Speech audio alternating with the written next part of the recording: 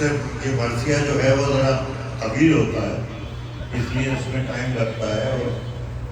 میں ایک دم سے بغیر تیاری کے پڑھنے کے لیے تو میں پہلے آپ کو مرثیے کے بارے میں بتا دوں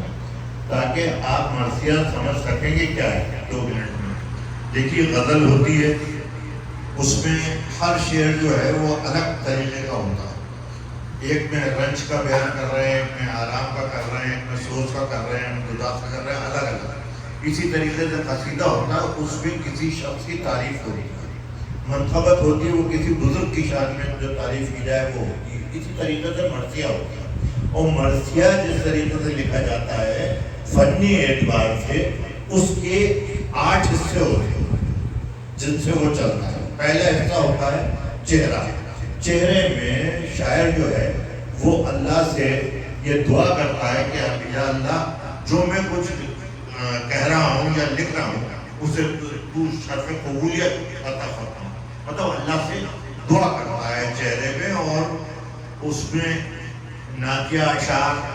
کچھ حمد کے اشعار، اللہ کی تعریف کے اشعار وہ کہتا ہے، پھر تھوڑا بہت اپنی شاعری کے بارے میں کہ میں جیسا بھی ہوں تیرے ہی ہوں۔ اس کے بعد جو دوسرا حصہ ہوتا ہے وہ ماجرا ہوتا ہے،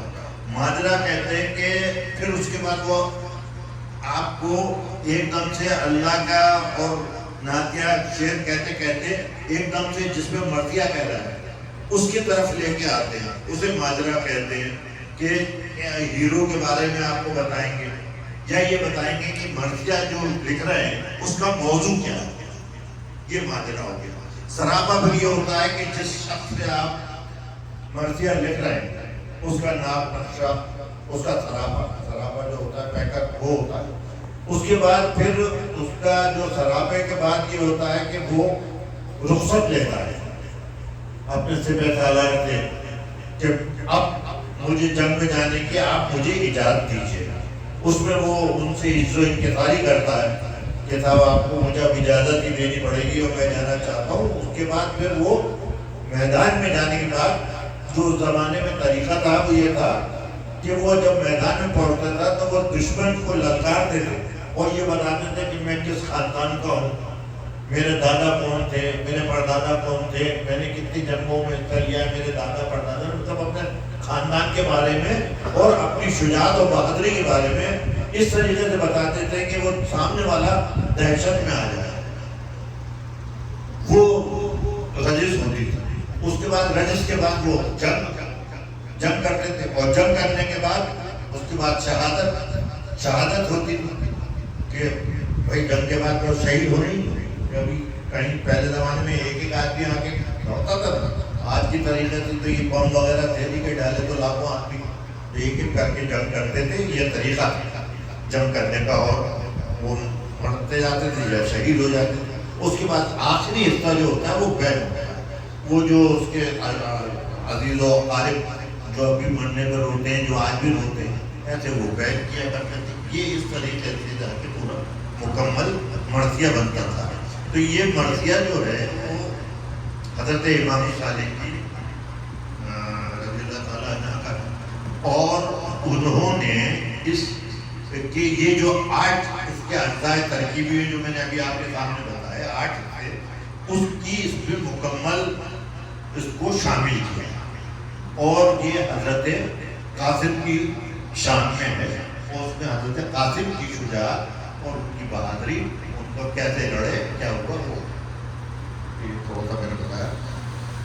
سر سبز نہالے چمن فکر سخن ہے، پھولا ہوا گلہائے مضامی کا چمن ہے، ہر لفظ میں خوشبوئے گلے باغ حسن ہے، اور ہر مصرع موضوع شب افضل کی دلہن ہے، باندھا ہوا ہر بند ہے سیرے کی لڑی سے، اور زیبندہ ہر ایک بیت ہے پھولوں کی چھڑی سے۔ آپ نے کربلا میں سنا ہوگا کہ آپ کو حضرت امام حسین علیہ السلام نے کہا کہ مجھے یہ وصیت ہے کہ میں اپنی لڑکی کی شادی کروں، اس کو ذہن میں رکھتے ہوئے یہ بتا۔ پھر آئی نئے نظم معلا نظر آئے، پھر حسن حسن نور معلا نظر آئے، اجلے ہر ایک حور مورا نظر آئے، اور پھر دور پہ برف تجلا نظر آئے، اس رسم کا نقشہ میری آنکھوں میں جما دے، کانوں سے جو سنتا ہوں وہ آنکھوں سے دکھا دے۔ آئی یہ صدا فکر و تردد تجھے کیا ہے، نقشہ تیرے دل میں تیری آنکھوں میں کھچا ہے۔ یہ ماریا ہے، یہی دشت بلا ہے، یہ فوج ستم ہے، یہ سبے شیر خدا ہے۔ میدان حق و باطل کا نمونہ نظر آیا، ایک شیر زیاں صورت مولا نظر آیا۔ اب سرابہ دیکھئے اللہ نے اس شیر کی عظمت کے میں قربان،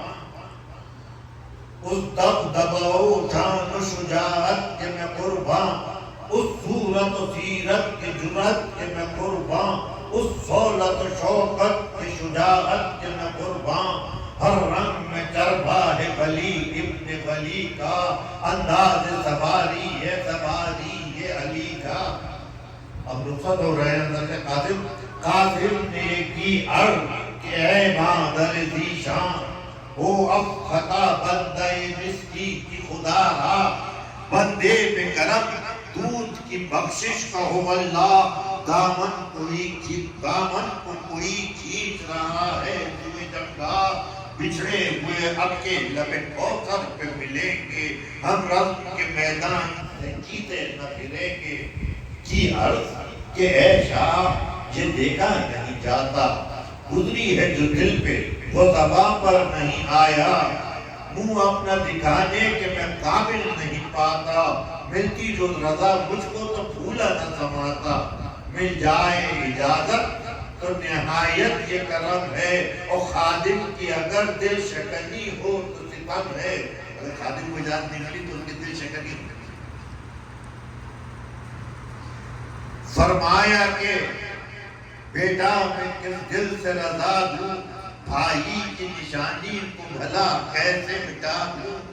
بیوہ کی کمائی کو میں کس طرح لٹا دوں، بابا کی شکایت کا جواب ان کو میں کیا دوں، لازم ہے تمہیں صبر مچیت پہ خدا کی، توڑو نہ ضعیفی میں کمر اپنے چچا کی۔ اللہ نے اس شیر کی عظمت کے میں قربان، اس دبدبہ شان و شجاعت کے میں قربان، میں جاتا ہوں مرنے میرے لاشے پہ تمانا، مٹی مجھے دینا میری میت کو اٹھانا۔ کی عرض کہ وہ دن کرے خالق اکبر، دیکھوں میں تنے عرش نشین خاک کے اوپر،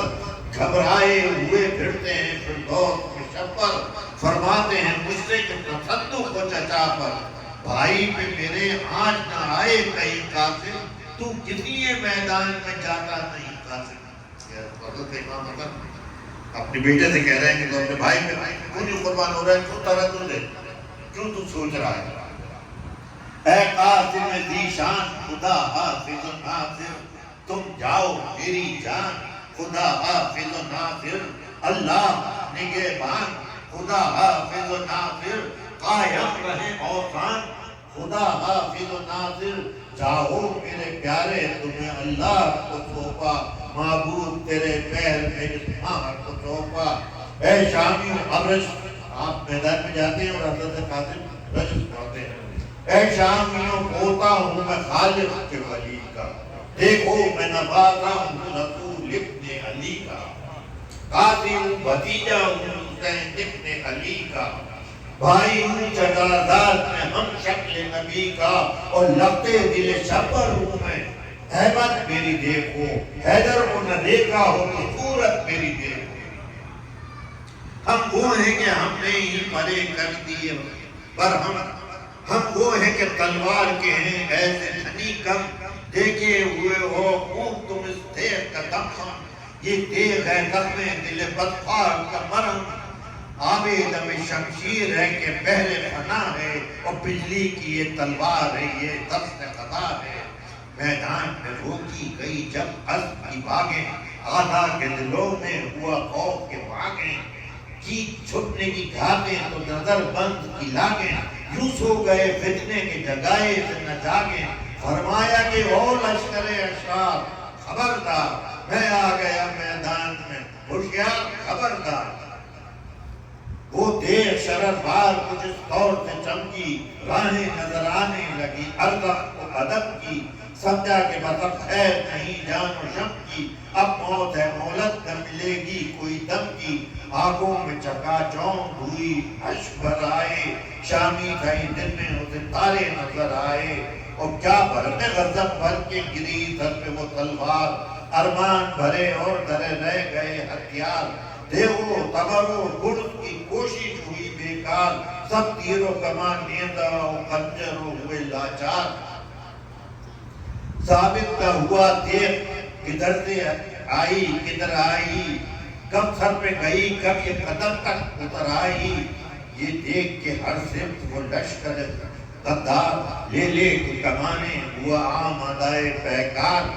چلے سے ملانے لگے ظالم لب سو پار، ہر سمت سے قاسم پہ ہوئی تیروں کی بوچھار۔ اس دن کے لیے بند تھا مہمان کا پانی، 2 روز کا پیاسا پیے پیکر کا پانی، اس وقت میں شیش بن سعد اس طرف آیا، نیزہ دل مجروح پہ ظالم نے لگایا، اور آپ دمے تیغ بھی پیاسے کو پلایا، اب ضرب میں شہزاد کو گھوڑے سے گرایا، لہرا کے گرے اسب زم کو ٹوٹ رہا ہے، اب مادر قاسم پہ ستم ٹوٹ رہا ہے، اب مادر قاسم کی دگر کو ہوئی حالت، یہ ماں کا ہے کہ ٹوٹ پڑی جس پہ قیامت، سکتا ہوا جاتی رہی پھر عز کی طاقت، لب خوش زباں خوش نہیں تاو طلاقت، ڈر یہ بھی ہے تسلیم و رضا میں نہ خلل آئے، غم ہے کہ کہیں منہ سے کلیجہ نہ نکل آئے، جب لاش آئے قاسم کو بھرے خیمے میں لائے، گیسوئے محمد رخ روشن سے ہٹائے، رومال سے منہ صاف کیا اشک بہائے، موت ایسی الہی نہ دکھائے نہ سنائے، زانوں پہ لیے بیٹھے ہیں سر رنج و علم سے، زخموں کا دھلاتے ہیں لہو دیدہ نم سے، اے راز نہیں تاب تکلم کے زباں میں، کاٹے ہیں وہ دہانے قلم خشک لساں میں، گزری ہے جو دل پر نہیں آتا ہے بیاں میں، مصروف عزادار ہے سب آہو غبا میں، تحریر کے قاتل نہیں جو دل پہ قلق ہے، کیا حال لکھا جائے مگر خالق کا شک ہے۔